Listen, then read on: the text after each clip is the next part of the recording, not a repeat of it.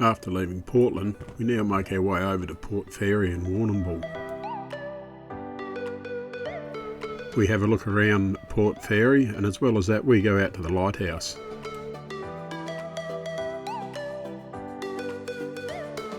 We'll take the short drive out to Tower Hill and have a look at an inactive volcano there, and on our return we'll try a beer paddle.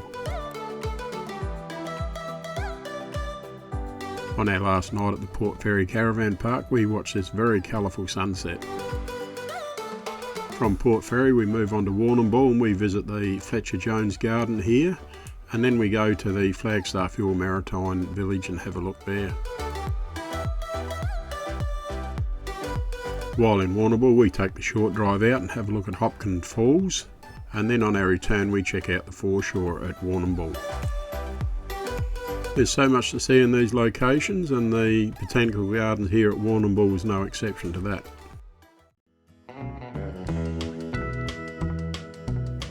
I'm Mick, and this is Sally. Together we've been caravanning Australia since the 1980s, and more recently we started to put the videos together just to show you some of what we see out there. There's a lot to see in Australia, and we hope you enjoy what we have here to show you. You can follow us on our trips via the following social media platforms. If you like the following video, please subscribe to our YouTube channel. With Port Fairy being only 72 kilometres away from Portland, there was no rush this morning to get away, so I think from memory it was about 10 o'clock when we left Portland in the end, but a nice easy drive today. Yeah, g'day everyone. Sally and I are now in Port Fairy, and we're here for 2 nights in the Gardens Caravan Park, so we'll take a bit of a look around the area and see what we can find to have a look at, and hopefully the weather might clear up a bit. She's a bit inclement when we got here, but not too bad now. We had a fair bit of an idea what we wanted to look at here at Port Fairy, but it was off down to the information centre just to see if we could glean any more information that we weren't aware of. Port Fairy is a very pretty location on the Moyne River, and the wharf and housing area here that we're looking at now is certainly a place to be envied.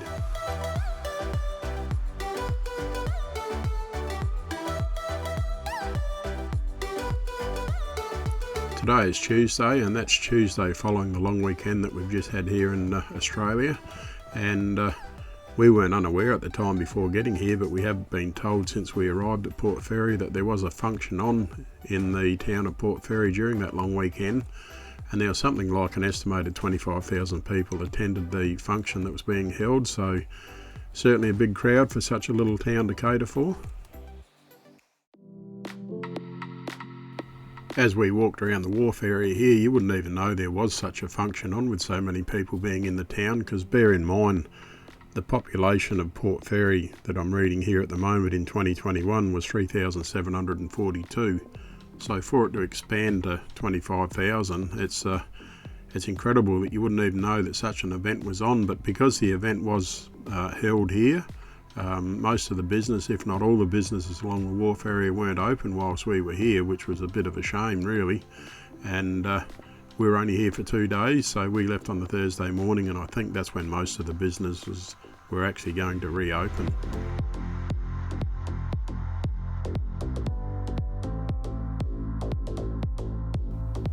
Port Fairy area is certainly a picturesque spot to look at when elevated up as we are here, and the green mass there just around the sea at the entrance of the Moyne River, that's Griffith Island, and that's where the lighthouse is. And as we come back this way here now, we're heading back towards the caravan park, and the bridge that goes over the sea, or over the Moyne River I should say, just to the top side of that in the picture, that's where the caravan park is that we're stopping at. But everything is within walking distance for us, which was terrific.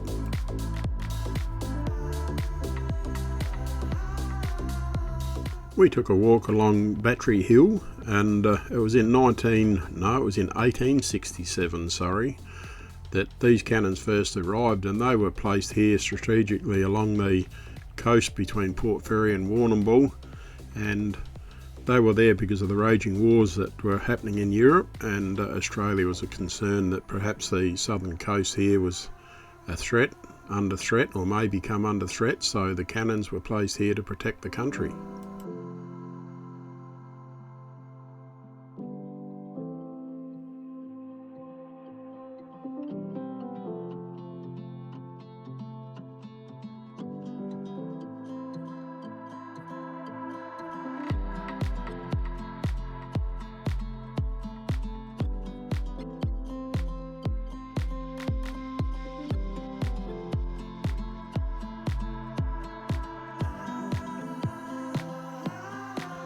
There are a lot of walking trails around Port Fairy, and the place is well signposted for distances that it takes to go from A to B, and you always know what sort of walk you're in for.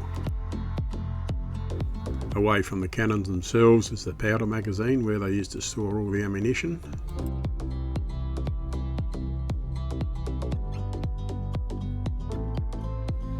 While we're in Port Fairy, we took a walk out to the lighthouse. Now, we've managed to salvage some of the footage that we took whilst going out there, but we did lose a lot for some unexplained reason. I won't go into that now, but it was an overcast clement sort of a day the following day when I realised we'd lost what footage we had, so we didn't go back and redo anything. But it's certainly a nice walk, and we went out along the channel that comes into the Port Fairy area, and then we returned via the beach, so we did the full circuit, and it's worth doing that if you feel that you're up to doing it.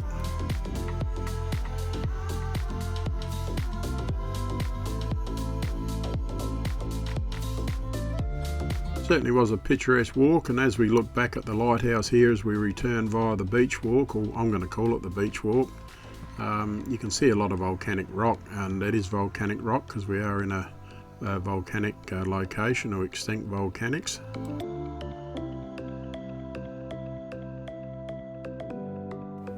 It was now sunrise on our last morning here at the Gardens Caravan Park, and it looked like the sun was going to shine, which it did in the end, which was very nice. But as a credit to the caravan park, as it's so clean, and you wouldn't know that function that I mentioned earlier on was actually held, because this caravan park itself was completely booked out, as you would expect. I guess most of them in the town would have been booked out, but it was still clean, and you wouldn't even know that such a function was here.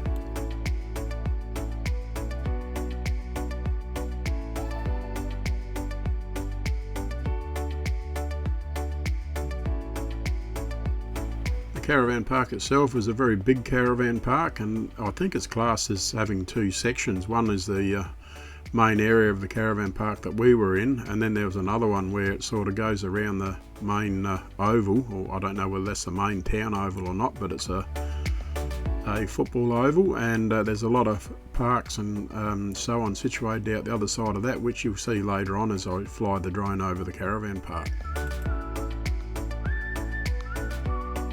The camp kitchen is not a huge one by any means, but it certainly has everything that you would want there.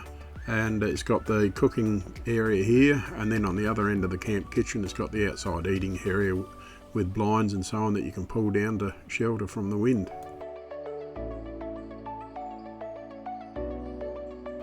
What was very nice to look at was these wood carvings that have got scattered around the park itself, and I think there was, what was it, 1, 2, 3 or 4 of them, but very nice.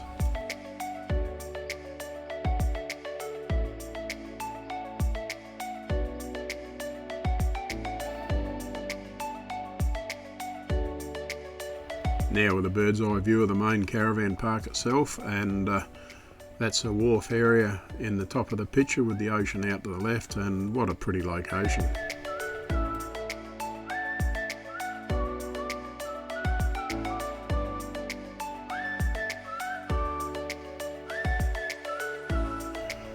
As the drone now flies towards the oval that you can see there, you've got in the bottom of the picture, you've got caravans there.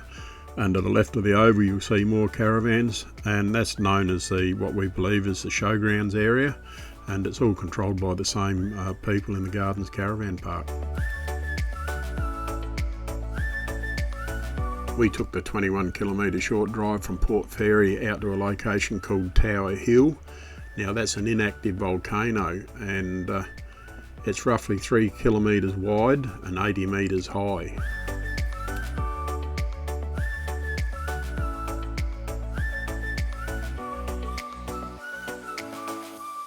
It was a very pretty drive as we went into the volcano to make our way round to the car park and picnic area. Lots of water about.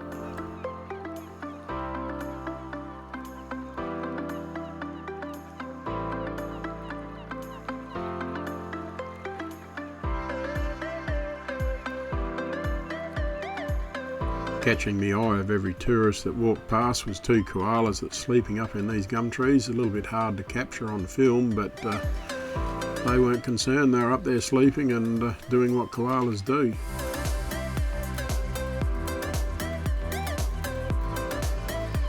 There are a number of walking trails of various lengths and difficulties, I guess, that you can do whilst you're in the Tower Hill area.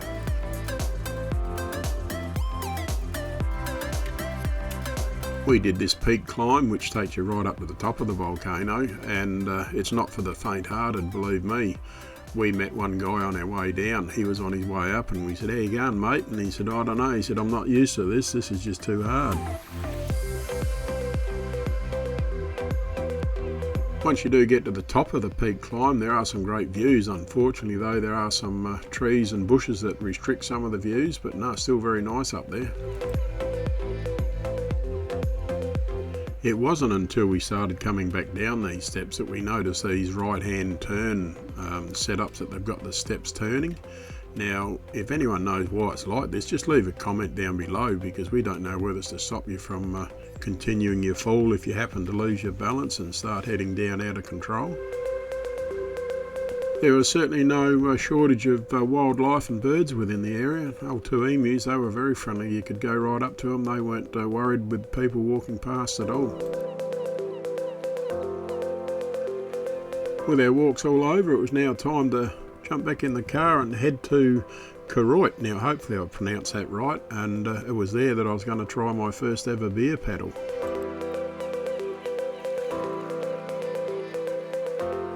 It was at the Noodleduff Brewing and Distillery where I had my paddle. Now, selecting a paddle when you don't really know what their beers taste like is not an easy job, so the girl there, she was happy enough to help me out on that. I'll give them a 25% success rate, because the first one on the left that I'm drinking now, that was the best one. The other three, well, I'll leave them to other people to have.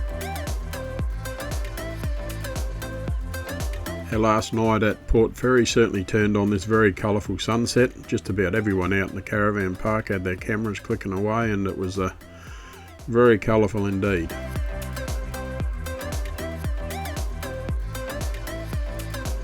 Cameras don't always do sunsets justice, but in this case I think they come out pretty well.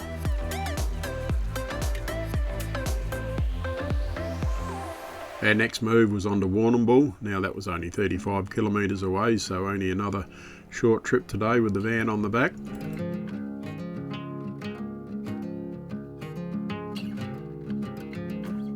Yeah, g'day everyone. Today's Thursday and we've moved. We're now at Warrnambool, and a bit of rain at Port Fairy this morning when we woke up, so in between the showers we packed up and headed down here. We had a bit of rain on the way down, but no, we'll go out now. We've got the caravan set up, so we'll go out now and have a bit of a look around Warrnambool in between the showers down here, I guess, but a bit overcast. Hopefully that'll clear as the day goes on. While we're in Warrnambool, we went down to the Fletcher Jones Heritage Gardens and had a look. Now, we'd been here, the last time was 2007, and by comparison we were very disappointed this time. They were working in the area in the gardens while we were there on this trip, but the colour and the condition of the gardens were just nowhere near as good as what they were on our previous trip.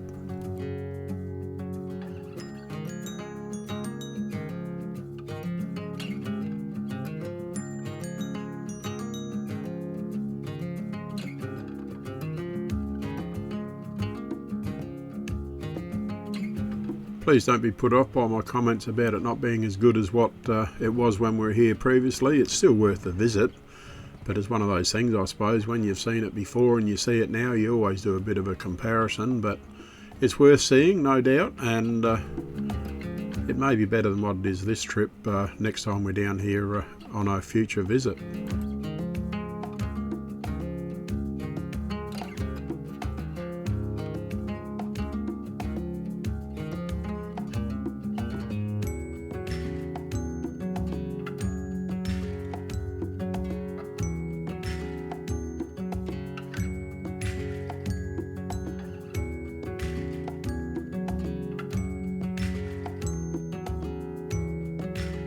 While we were here at the Heritage Gardens, we went into the Fletcher Jones market and had a look around, and any old knick-knack that you wanted to buy, I reckon you just about find in this place. They had everything conceivable that you'd ever think of.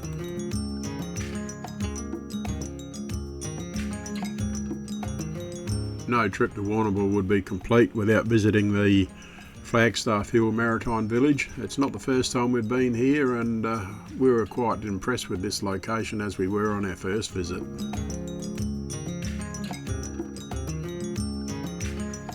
It's always interesting to look back and view things like this, where you can see what it was like for people such a long time ago and how they lived and what they had to survive on. And here in the dress shop they had these on display. I'm not quite sure whether they were made here or whether they were just on display to show what they wore years ago.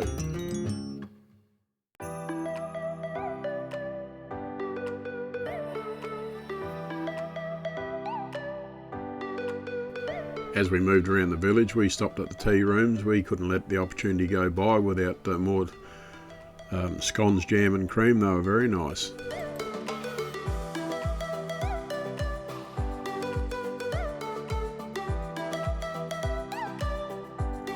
Without doubt, I'm sure that all these buildings are done to scale, and here in the local drinking room pub, what we'd call today as the hotel, the bar's very small, and the room for the men to stand around, and I guess it was men in them days because women wouldn't have been allowed in there, I surmise.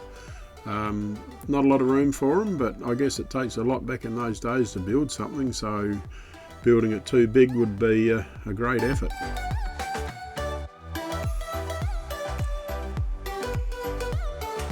With the boats here on the water, I didn't realise until I was looking back on our photos from our previous trip there that some of the boats that were there, bigger boats, are no longer there.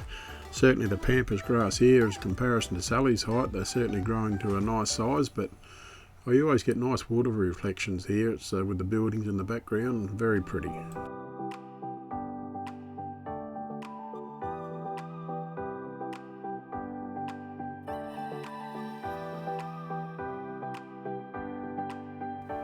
Being on part of such a rugged coastline, you'll always find a lighthouse.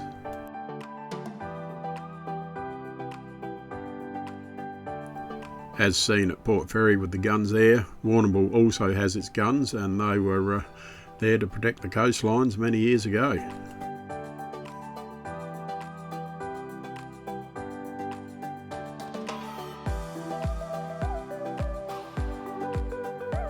The flags flying here, they all have a maritime meaning, and the ships out at sea would see them and they would know what is happening here. You can freely walk up to the top of the lighthouse here and have a look at the views from the top. It stairs all the way, so you need to be confident with the stairs to go up if you want to go up, but certainly a nice view once you get up the top.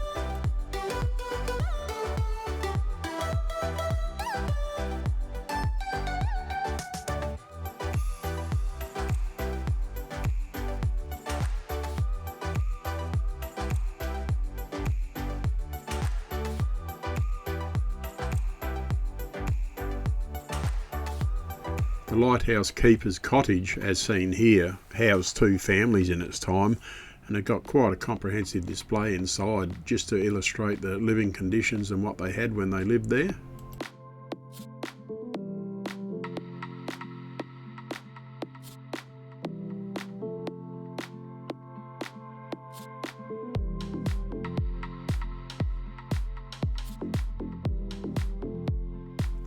The setting sun ends another day for us.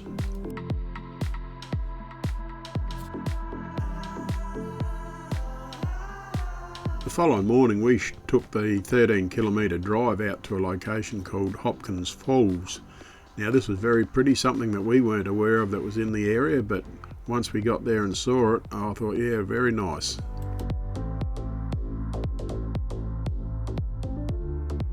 The caravan park that we're stopping at in Warrnambool is actually a few kilometres on the Melbourne side of Warrnambool. It's not actually in the town of Warrnambool itself, and it's Hopkins River that runs past the side of that caravan park, and it's these waters here that we're looking at now will eventually finish up running past the caravan park.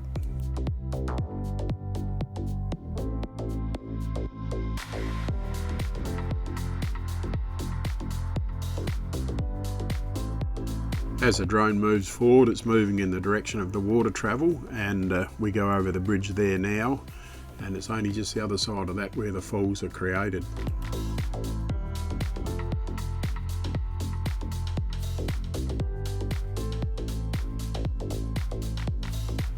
These falls have certainly got a bit of a wow factor, so if you're in the area, it's certainly well worth the effort to go out and see them, as long as there's water flowing. But while we were there, no, very, very pretty.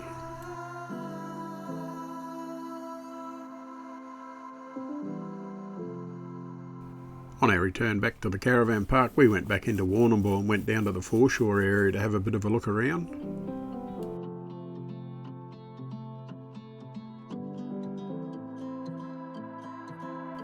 Like most areas down that way, there's plenty of walks that can be done, and lots of signposts to tell you where you are and how far you're going.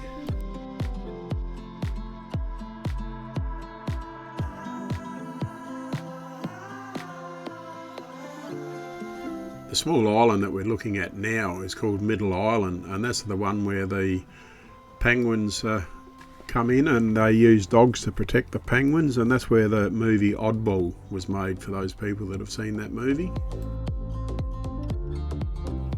The Warrnambool breakwater was first built in 1874, and it certainly was made to offer shelter from the Southern Ocean for the ships that were coming in to load freight here, as the Warrnambool area was a bigger shipping area than what the Port of Melbourne was at the time it was built.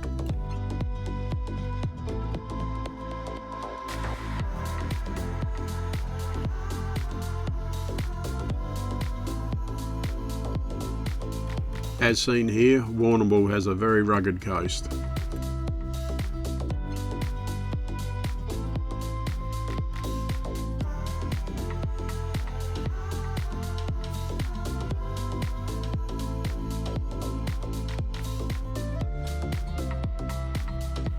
As the drone flies over Middle Island, you will see steps and paths along here to walk on. Now, that may indicate to the first thoughts that go through your mind that you can go out there and walk around the island and have a look at penguins, I guess, but it's actually closed to the public. You cannot walk on the island or access the island at all.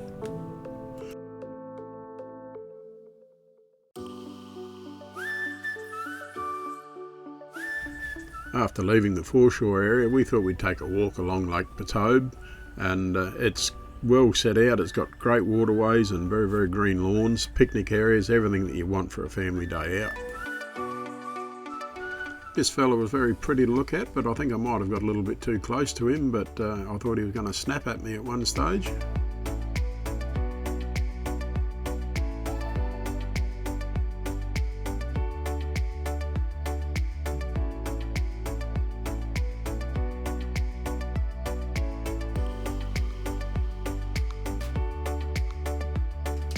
The Warrnambool Botanical Gardens, they were very pretty to walk around. There wasn't a lot of colour in this one that we saw when we were in the Portland Botanical Gardens, but never mind. It was nice and clean and green, and yes, as I say, it was very pretty.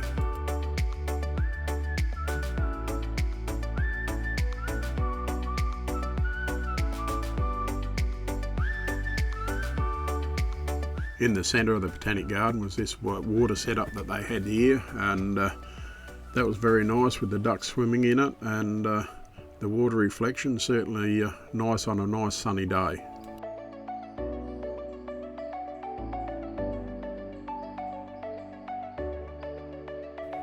I didn't film any of it, but they were setting up marquees, and they had extra portable toilets coming into the area, so they must have been planning some function that was coming on that was going to be held here. Certainly an ideal location for it. For our 2 nights here at Warrnambool, we stayed at the Riverside Holiday Park. Now, we have been here before, and that was back, I think it was 2007, as I mentioned earlier on.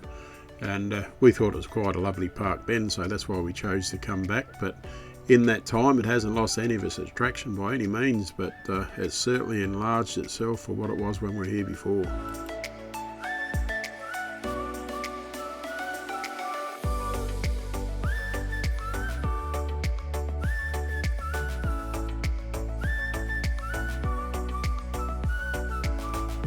All the sites within this park were lawned. There were some, and that was only a small amount that had artificial turf outside where you'd park your caravan, but as I say, that was a small handful like that. Most of it was green lawn, as you can see. Wonderful facilities here at the park, and inside pool here, and I'm pretty sure I didn't go in and fill the water, but it was a heated pool, and then they've got the outside pool as well as the one on the inside.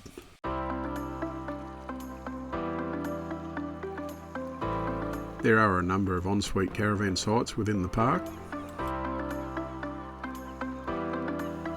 as well as your normal caravan sites. There is a good mix of cabins available within the park.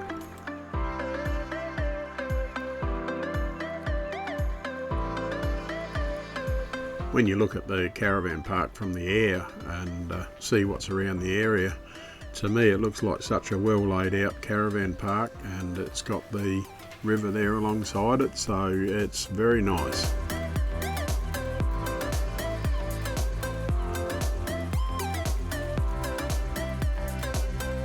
The park does have some permanents in there, and you can see those here on the right hand side of the layout of the park now. Now, to look at those buildings for the permanents, they almost look like they were built yesterday. They're in first condition, and you wouldn't even realise that they were permanent people living in them. I did go for a walk down to the Hopkin River here as we come up to it, and the buildings down there on the edge of the river, that's going through a major upgrade at the moment, so they're certainly out to improve the location. Well, that's the end of this video. Now, they're a little bit longer than what they have been in the past, but if that's okay, let us know. Give us a comment down below, and on the other hand, if you'd rather see them a little bit shorter, yeah, just pop a comment down there and we'll make them a bit shorter. But there's so much to see down here. We're on the road, which is something we don't normally do, and yeah, like I say, there's just that much to see, so we're not putting everything in the video, but we're putting a lot of it there, so hopefully we can keep going as we are. But until the next one, which will be along the Great Ocean Road, you take care and look after yourself. If you like the video that you just watched, give us a thumbs up, and if you want to see more of our videos, click on the subscribe button, and once you've done that, change the bell notification to all. That way, every time that we do uploads to our YouTube channel, you'll be notified.